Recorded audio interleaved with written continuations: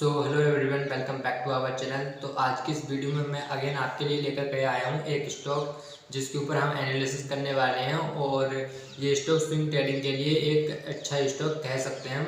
इसमें एक अच्छा टाइमिंग है, यहाँ पर अपॉर्चुनिटी बनती है कि यहाँ पर बाइंग की जा सकती है। तो चलो देखते हैं उस स्टॉक के ऊपर कि किस तरीके से हमें एनालिसिस करनी है और किस तरीके से हमारा जो है वो फुल एनालिसिस हम करके देखेंगे। तो चलिए वीडियो को स्टार्ट करते हैं। तो देखिए उस स्टॉक का नाम है नेशनल एल्यूमिनियम। तो इसका ये हम वीकली चार्ट देख रहे हैं फिलहाल। तो मैं यहाँ पर आपको वीकली चार्ट अच्छे से आपको ओपन करके दिखा देता हूँ। तो यहाँ पर आप देख सकते हो कि इस स्टॉक का जो हाई है वो इसका हाई है 134 का। यहाँ पर इसने एक हाई लगाया, देखिए नीचे से आया और राउंडिंग बॉटम बना करके इसने अपना हाई लगाया 134 के आसपास। देन वो वहाँ से नीचे गया और फिर इसने अपने इस हाई को ब्रेक करने की कोशिश की, लेकिन वो फिर वहाँ से फेल हो गया, फिर वो नीचे गिर गया। तो ये 134 का जो हाई है इसने कब लगाया था, तो आप देख सकते हो इसने लगाया था 2008 में, दिसंबर का टाइम था। 2007 के आसपास, मतलब 2008 कह सकते हो आप। तो इसका जो आप देख सकते हो इसका जो प्राइस है 134 है। अब वो इस प्राइस के नीचे ही यहाँ घूम रहा है। और तो ये आप देख सकते हो कि ये इस प्राइस के ही अराउंड घूम रहा है और ये इसने यहाँ पर आने की कोशिश की, देन ये अगेन नीचे आ गया और फिर यहाँ पर आप देख सकते हो कि इस प्राइस के ही आसपास ही चल रहा है। इस प्राइस को यहाँ पर भी काटने की इसने कोशिश की थी, यहाँ पर देख सकते हो, बट यहाँ पर भी ये फेल हो गया और नीचे को आ गया। और अब यहाँ पर आप देख सकते हो कि अब इसने ब्रेक करने की कोशिश की है। ये देखिए ब्रेक करने की कोशिश की और ब्रेक कर रहा है ये। और अभी इसका टाइम चल रहा है 2024 लगभग। तो 13-14 साल बाद ये ब्रेकआउट करने जा रहा है। तो इसमें एक कह सकते हो एक तेज़ी हमें देखने को मिल सकती है, क्योंकि 13-14 साल बाद कोई फेक ब्रेकआउट नहीं हो सकता, बट होने को कुछ भी हो सकता है, पर यहाँ पर एक प्रोबेबिलिटी लग जाती है। और दूसरी चीज़ यहाँ पर आप देख सकते हो इसका वॉल्यूम, यहाँ पर वॉल्यूम देख सकते हो कितने ज़्यादा इंक्रीज हो चुके हैं।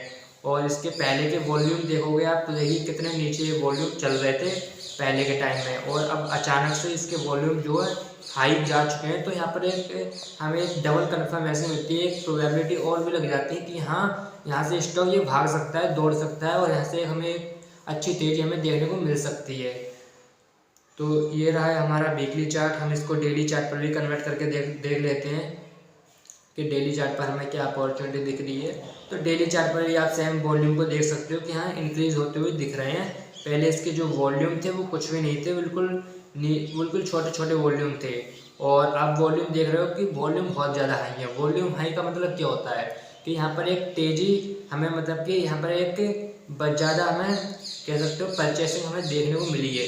क्योंकि ये देखिए ग्रीन वॉल्यूम है, मतलब कि हमें यहाँ परचेसिंग देखने को मिली है। अगर यहाँ पर रेड वॉल्यूम होते तो यहाँ पर हमें एक सेलिंग देखने को मिलती बड़ी वाली, लेकिन यहाँ पर ग्रीन वॉल्यूम तो हम कह सकते हैं कि हमें बड़ी परचेसिंग हमें देखने को मिली है। जो कि बिग प्लेयर्स होते हैं वो एक बड़ी हाई क्वांटिटी में माल खरीदते हैं। तो एक दूसरी चीज़ मैं आपको यहाँ बताना चाहूँगा, ये जो 20 डे मूविंग एवरेज को बहुत ज़्यादा रेस्पेक्ट करता है। तो यहाँ पर देखिए डेली चार्ट पर आप देख सकते हो 20 मूविंग एवरेज के पास आता है, देन यहाँ पर इसके तोड़ता नहीं है, इसके आसपास ही चलता रहता है 20 मूविंग एवरेज के। और यहाँ पर भी आप देख सकते हो 20 मूविंग एवरेज के पास आया और यहाँ पर एक तेज़ी देखने को मिली, और सेम यहाँ पर भी आप देख सकते हो। तो ये रहा हमारा डेली चार्ट। तो हम इसके वीकली चार्ट पर देख लेते हैं कि हमारा स्टॉप लॉस और क्या हमारा टारगेट होना चाहिए।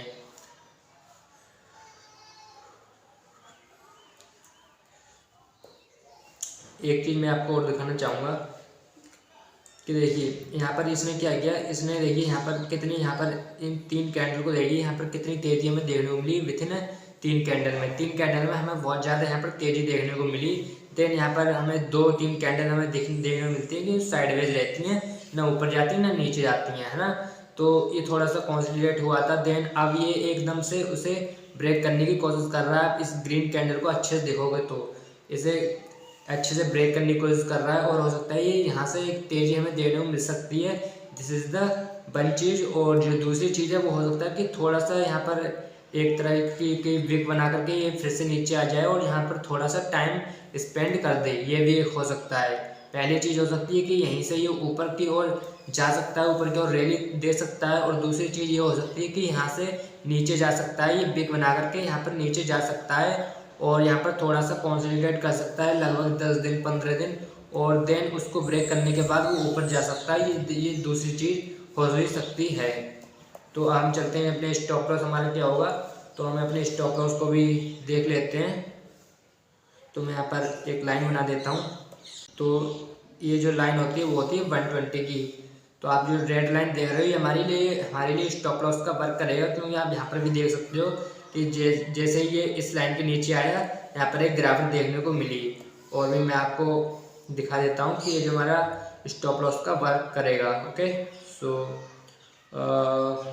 यहाँ पर भी आप देख सकते हो कि जब भी इस लाइन के नीचे आता है देन यहाँ पर हमें एक गिरावट देखने को मिलती है। यहाँ पर भी आप देख सकते हो जब भी इस लाइन के अराउंड आता है तो हमें एक गिरावट देखने को मिलती है, यहाँ पर भी आप देख सकते हो। ओके, तो ये हमारे लिए स्टॉप लॉस का वर्क करेगा विथ लॉजिक। में आपको आपके लिए मतलब कि मैं आपको विथ लॉजिक समझा रहा हूँ कि क्यों ऐसा है ना। तो समझाना बहुत ज़रूरी होता है, क्योंकि हम इसमें एनालिसिस करते हैं, हम कोई भी रिकमेंडेशन नहीं देते हैं कि हाँ बाइंग करो सेलिंग करो। ये जस्ट आप अपने वॉच लिस्ट में ऐड कर सकते हो। मेरा मकसद ये नहीं कि आप इसमें अपने पैसे डालो। ओके, सो ये हमारा स्टॉप लॉस हो गया। हमारा टारगेट क्या होगा तो वो भी हम देख लेते हैं। तो इसके लिए मैं फिबोनाची ड्रॉ करूँगा, क्योंकि जो भी ऑल टाइम हाई पर स्टॉक्स होते हैं उनके लिए हम फिबोनाची ड्रॉ करते हैं। तो ये इसके लिए कह सकते हैं फिबोनाची ड्रॉ हो गया। और इसका जो टारगेट है वो हमारा होगा 170 का। 170 का जो है वो हमारा टारगेट होगा इस स्टॉक के लिए। ओके, तो ये अराउंड हमारे लिए 20% होता है। 20% हमारे लिए ये इसका टारगेट रहेगा, क्योंकि अगर हम इस प्राइस पर बाइंग करते हैं तो 170 का हमारे लिए 20% होता है, और 20% से 25% हमारे लिए जो टारगेट होते हैं वो बहुत अच्छे होते हैं, और ये हमारे लिए टारगेट का काम करेगा। तो मैं यहाँ पर एक लाइन ड्रॉ कर लेता हूँ 170 का, जिससे कि आपको क्लैरिटी मिले, आपको समझ में आए। ओके, एक सेकेंड मैं इसे रिमूव कर देता हूँ फिबोनाची को, और यहाँ पर मैं ग्रीन लाइन कन्वर्ट कर देता हूँ। तो ये जो ग्रीन लाइन है वो हमारे लिए टारगेट का काम करेगा, वो हमारा टारगेट होगा, और जो रेड लाइन है वो हमारा स्टॉप लॉस होगा। और जो प्राइस चल रहा है यहाँ पर हम बाइंग कर सकते हैं। और मैंने यहाँ पर दो चीज़ें बताई आपको कि हो सकता है कि यहाँ पर एक विक बनाकर ये नीचे आ जाए और थोड़ा सा कॉन्सेंट्रेट करे, और देन इसको तोड़ने के बाद ये हमारा टारगेट को अचीव करे। ओके, और दूसरी चांस ये हो सकता है कि यहीं से ये टारगेट को फुलफिल कर सकता है, यहाँ पर कंप्लीट कर सकता है। तो दो चीज़ हो सकती है, और यहाँ पर इसके वॉल्यूम भी दिख रहे होंगे, और मैंने यहाँ पर विथ लॉजिक आपको सारा कुछ समझा दिया है। तो इस वीडियो के लिए इतना ही। तो अगर आपको ये वीडियो अच्छी लगी तो वीडियो को लाइक कर सकते हो, और भी कोई आपका इस स्टॉक से रिलेटिव्स कोई भी सवाल हो तो आप मुझे कमेंट कर सकते हो, मैं उसका रिप्लाई जरूर दूंगा जल्द से जल्द। और आपको किसी स्टॉक के ऊपर कोई भी एनालिसिस चाहिए तो आप मुझे कमेंट करके बता सकते हो। So thank you so much for watching this video. Now meet the next video. Thank you.